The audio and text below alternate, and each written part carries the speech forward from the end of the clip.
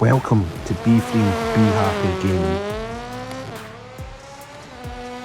The default force feedback in EA WRC is wrong. Out of the box it's either too heavy, too light or just numb. I've been running the Fanatec Clubsport DD Plus and the Porsche GT3 Endurance wheel. It took me a while to dial it in properly. In this video I'm giving you everything. Every setting, every number and exactly why.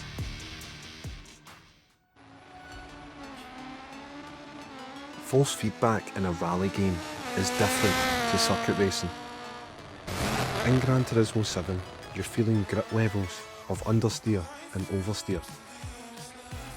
In EA WRC, you're feeling the road itself, gravel, tarmac, ice. The wheel should feel completely different on each surface, and if it doesn't, your settings are wrong. That matters, because the feedback is how you catch a slide before it happens. You're reacting to what you feel, not what you see. If you get the settings wrong, you're fighting the wheel instead of the road.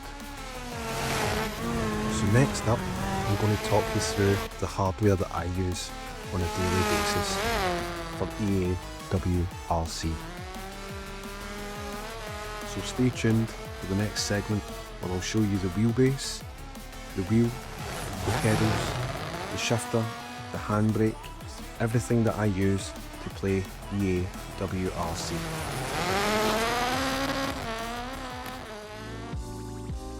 As I said earlier, I'm running the Fanatec Clubsport DD Plus wheelbase. 15 Nm of torque direct drive wheelbase. I've paired this with the Porsche GT3 Endurance Podium wheel from Fanatec. Large diameter, leather grip. The diameter matters for the force feedback feel. Bigger wheel means more leverage, lighter feel at the same torque setting. So if you're on a smaller wheel, your numbers might need slight adjustment. Everything else in this guide applies across the board. Right, into the game settings here. Finding the right balance in EA Sports WRC is the difference between feeling like a pro rally driver and fighting a chaotic piece of hardware. Here is a detailed breakdown of each setting. First of all, self-aligning torque. This is the core of your force feedback. It simulates the physics of the front wheels trying to straighten themselves out as you drive. High settings make this wheel feel heavy and informative, while low settings make it feel light and vague. I run my self-aligning torque at 60. Next up, wheel friction. This adds a constant weight to the steering rack regardless of speed. It is used to prevent the wheel from feeling too loose or oscillating, meaning shaking back and forth. On straightaways, though, too much can mask subtle road details that is vital to stay on the track. I currently run my wheel friction at 30. Next up, tyre friction. This specifically simulates the drag of the rubber against the surface. It makes the steering feel much heavier on high grip tarmac and lighter on loose gravel or ice. It provides crucial feedback on what kind of terrain is under your car at that point. I currently run my tyre friction at 18. Next up, suspension.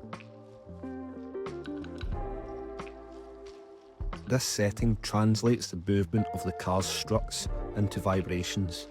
It allows you to feel every individual bump, rut and rock in the road, helping you understand how the car's weight is shifting over uneven ground. I currently run my suspension at 90. Next up, tyre slip. This is your traction loss indicator. It sends a vibration or a lightning sensation through the wheel when the tyres lose their grip, telling you exactly when the car is sliding so you can counter steer or lift off the throttle to stop the slide. I currently run my tyre slip at 95. Next up, engine. This provides a constant subtle vibration that mimics the engine's RPM. While it adds immersion by making the car feel alive, many competitive drivers turn this down to keep the steering wheel feel as clean as possible. Myself personally, I run mine at 100. I personally like the feel. Up next, collision. This controls the intensity of the jolt you feel when hitting an object. It provides immediate physical feedback when you clip a bank or hit a hay bale. I run mine at 75. Though setting it too high can potentially hurt yourself, so please be careful with this setting. Next up, soft lock. This automatically adjusts your wheel's maximum rotation to match the real world car you're driving. For example, a modern Rally 1 car will have a much tighter steering lock than a classic 1970s Ford Escort. I currently run mine at 75. The last two settings here are brake and throttle pedal vibration. This is available in supported hardware like the DualSense controller or load cell pedals. My pedals are the CSL Elite V2 pedals and I do not have vibration motors on them. If you have this capability, adjust at your own preference.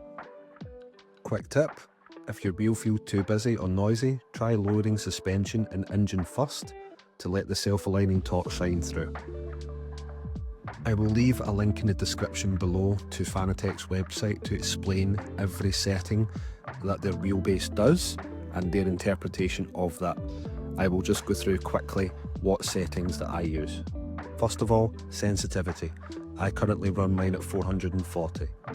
Next up, we have force feedback strength. I currently run my Wheelbase at 100 and I adjust the in-game force feedback accordingly. I run full force at 0. Full force is not enabled in this game, but I keep it at 0 just in case. Natural damper I have at 25. Next up, I have natural friction. I run mine at 10. Next up, natural inertia. I have mine currently set at 4.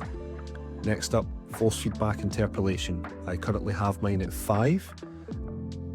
Force effect intensity. I currently run mine at 100.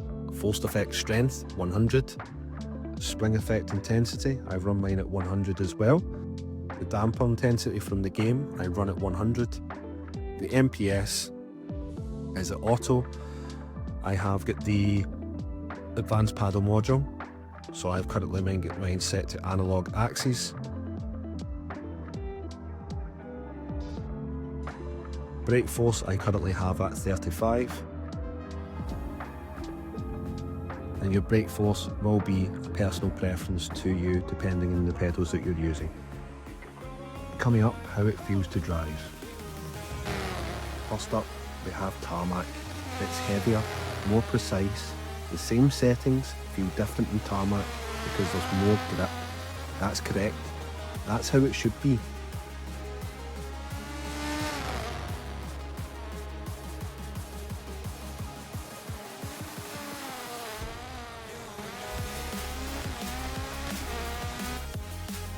Next we have snow and ice. It feels lighter, minimal resistance on the wheel. If your wheel feels the same on ice as it does on tarmac, the settings need some work.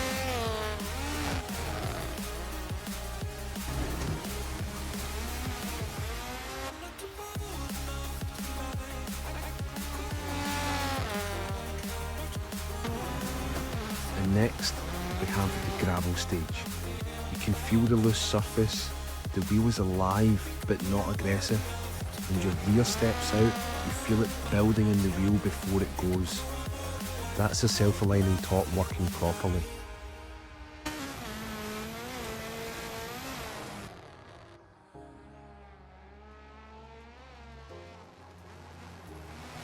If you've made it this far into the video, I did say I would share 3 common mistakes that people make when playing EA WRC on a direct drive wheel. Number 1, clipping.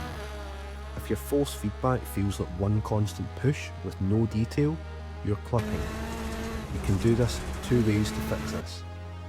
Turn down the force feedback strength on your wheel or in-game first. Don't do both. I have my wheel currently set at 100 and I adjust the force feedback in-game. Number 2, matching the wheel size. The bigger the wheel, lighter the feel at the same torque.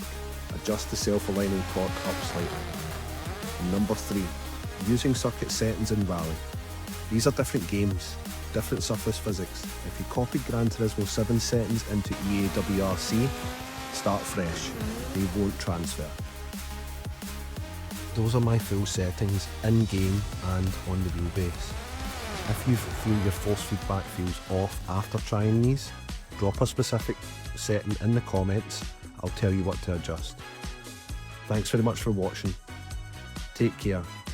Catch you in the next one. Peace.